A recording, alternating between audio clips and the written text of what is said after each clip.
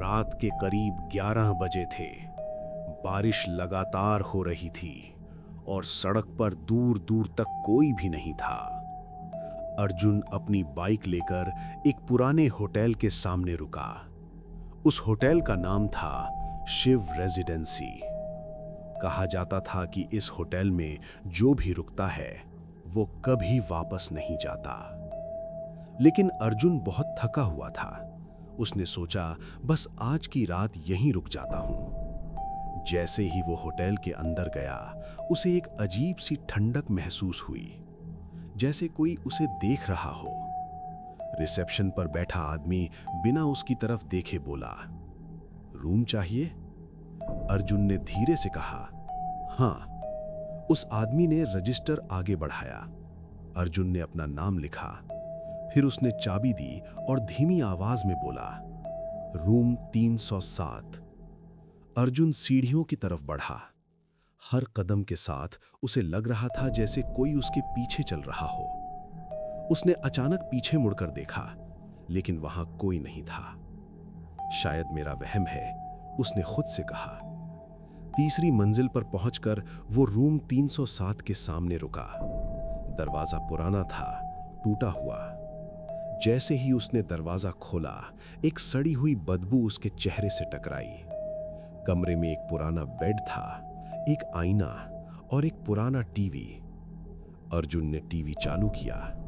पहले तो स्क्रीन पर कुछ नहीं था, लेकिन अचानक स्क्रीन हिलने लगी और उसमें एक लड़की दिखाई दी।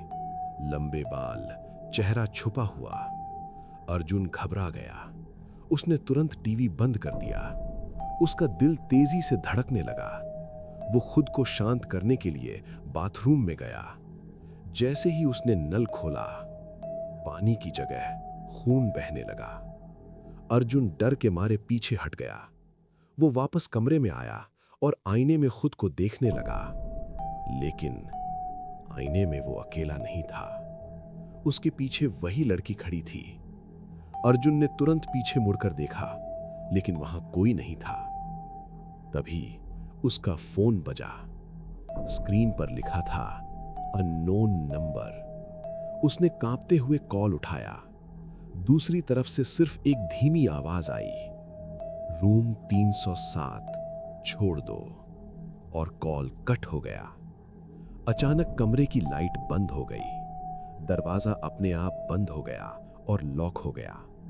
अर्जुन ने दरवाजा खोलने की कोशिश की, लेकिन वो नहीं खुला। तभी कमरे में किसी के चलने की आवाज आने लगी।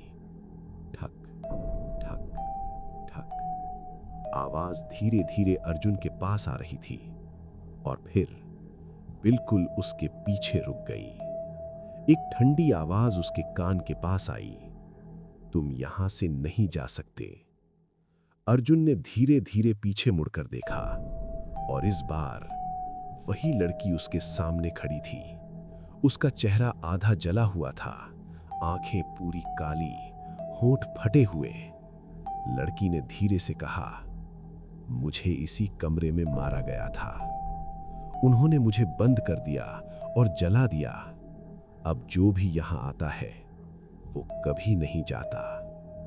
अर्जुन डर के मारे भागने लगा। उसने पूरी ताकत से दरवाजा धक्का दिया और अचानक दरवाजा खुल गया।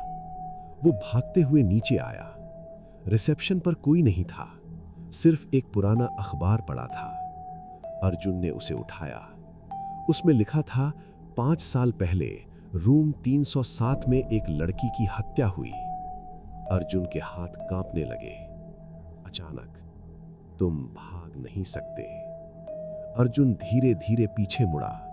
रिसेप्शनिस्ट उसके पीछे खड़ा था, लेकिन उसका चेहरा उसी लड़की का था। वो मुस्कुराई और बोले, अब तुम अगला मेहमान हो।